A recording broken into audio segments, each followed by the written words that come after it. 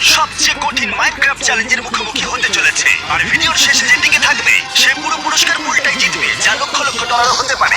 ঠিক আছে, আমি তৈরি।